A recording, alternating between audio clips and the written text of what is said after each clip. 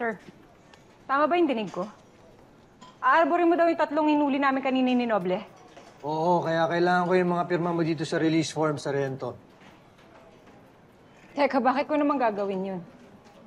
May namiss ba ako? Napawalang sala na ba sila? Enriquez, makinig ka muna. Yung 3 yon, sagot ko yung mga yon. Anong sagot? Bakit? Ninong ka ba nila?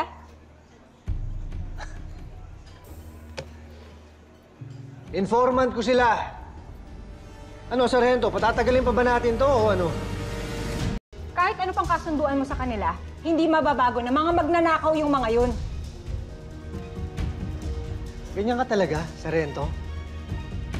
Ganyan ka talaga? Mahirap ka trabaho? Eh, paano mo naman nasabi yan?